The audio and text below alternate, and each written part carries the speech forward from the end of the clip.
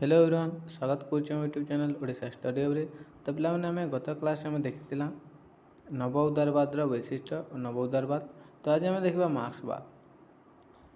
मार्क्सवाद को आज आम आलोचना करवा और मार्क्सवाद मुख्य वैशिष्ट्य गुड़िक कौन रही आम आलोचना करवा ये गोटे वीडियो बुझेगा। और नेक्स्ट क्लास आम यूनिट 2 रु प्रश्न उत्तर को आलोचना करवा। तो देख उदारवादी व्यक्तिवादी राजनीतिक तत्व को मार्क्स एंजेल एवं मार्क्स का अनुगामी माने सेमानकर वैज्ञानिक समाजवाद द्वारा चैलेंज करथिले।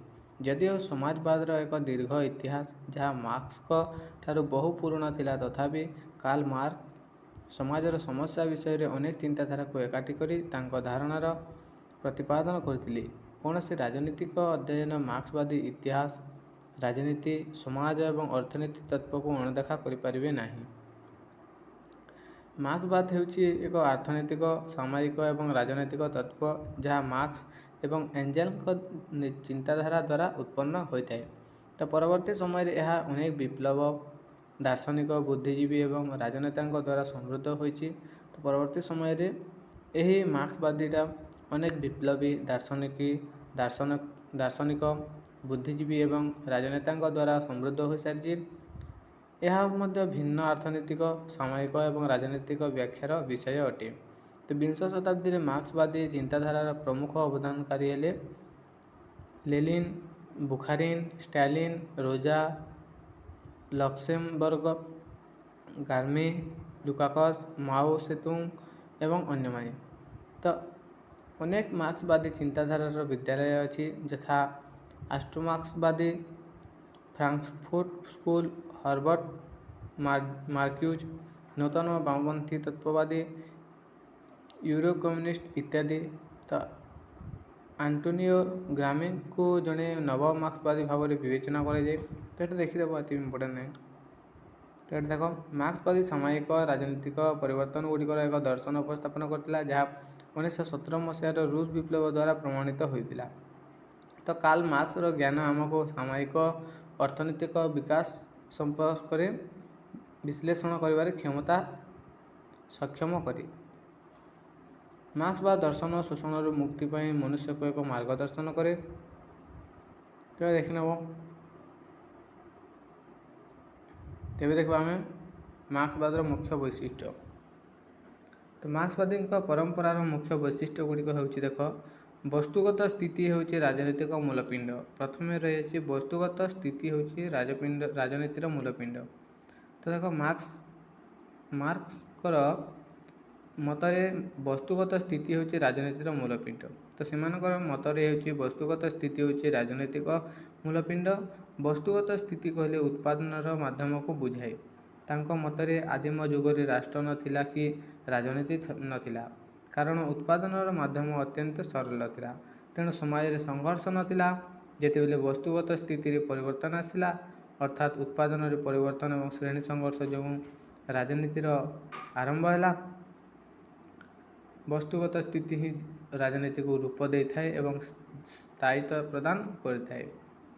नेक्स्ट रही देख राजनीति हूँ श्रेणी संघर्षर अध्ययन। Political is the study of class struggle. तो मार्क्स को मतरे समाज में दुईटी विरोधी श्रेणीर उपस्थिति जो दुईटी संघर्ष हुए एवं यही संघर्ष को राजनीतिर सृष्टि होता है। तेणु यही स्थायी संघर्ष ही राजनीति अध्ययन कराए। कहवा अनुसार आदिम समाज यही दुईटी श्रेणीर अनुपस्थिति जो सेठारे राजनीति नथिला। आदिम जुग परवर्ती समय आज पर्यंत दुईटी श्रेणी मध्य जो अहरण श्रेणी संघर्ष चली ताहा संघर्षर शेष पर्याय पर्यंत चालू रहिबो। नेक्स्ट होची देख समस्त राजनीतिक संघर्ष होची श्रेणी संघर्ष। तो देख इतिहासर वस्तुवाद व्याख्यारे मार्क्स दर्शाई जे आदिम जुग पर समाजर वस्तुगत स्थिति को भित्ति करी दुईटी परस्पर विरोधी श्रेणीर सृष्टि होईची। यही परस्पर विरोधी श्रेणीर गठन सही समयर उत्पादनर माध्यम उपरे निर्धारित होता है। तेणु मनुष्यर सही कार्यकलाप जहाँ को आम राजनीतिक अर्थनैतिक कार्यकलाप बोली ताकू वास्तव में राजनीतिक कार्यकलाप ନେକ୍ସଟ ହେଉଛି ପୁଞ୍ଜିବାଦୀ ସମାଜରେ ରାଜନୀତି ହେଉଛି ଅର୍ଥନୀତିର ଶୋଷଣର ଏକ ମାଧ୍ୟମ। ତ ଆଦିମ ଯୁଗ ପରେ ସମାଜରେ ପ୍ରତ୍ୟେକ ସ୍ତରରେ ଦୁଇଟି ପରସ୍ପର ବିରୋଧୀ ଅର୍ଥନୈତିକ ଶ୍ରେଣୀର ସୃଷ୍ଟି ହୋଇଛି।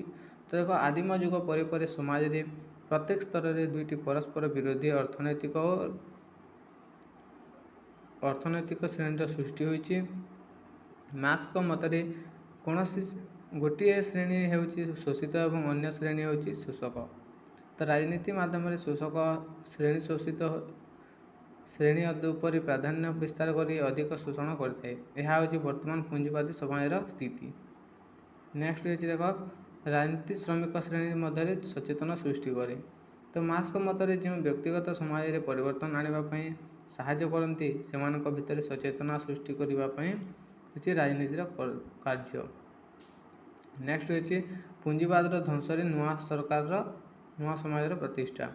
ତ ମାର୍କ୍ସଙ୍କ ମତରେ ଶ୍ରମିକ ଶ୍ରେଣୀ ଦ୍ୱାରା ଅଣାଯାଇଥିବା ବିପ୍ଳବ ପୁଞ୍ଜିବାଦର ପତନ ଘଟାଇବା ଏବଂ ପୁଞ୍ଜିବାଦ ଧ୍ୱଂସ ଉପରେ ଖିଟିଖିଆଙ୍କ ଏକଛତ୍ରବାଦ ପ୍ରତିଷ୍ଠା ହେବ। ଯେହେତୁ ରାଜନୀତି ହେଉଛି ପରିବର୍ତ୍ତନ ଆଣିବାର ଏକ ପ୍ରକ୍ରିୟା, ତେଣୁ ଶ୍ରମିକ ଶ୍ରେଣୀର ଏକଛତ୍ରବାଦ ପ୍ରତିଷ୍ଠା ସମୟରେ ରାଜନୀତିର ଭୂମିକା ଅତ୍ୟନ୍ତ ଗୁରୁତ୍ୱପୂର୍ଣ୍ଣ ଅଟେ। ତ ଏଇଟା ଥିଲା +3 second semester political science honours core paper 3 unit 2ରୁ ମାର୍କ୍ସବାଦ। ଆଶା କରୁଛି ଭିଡ଼ିଓଟି ଭଲ ହେଇଥିବ। ଭିଡ଼ିଓଟି ଭଲ ହେଇଥିଲେ ଗୋଟେ ଲାଇକ୍ ଗୋଟେ କମେଣ୍ଟ ନିଶ୍ଚିତ ଭାବରେ କରିବେ। ଧନ୍ୟବାଦ।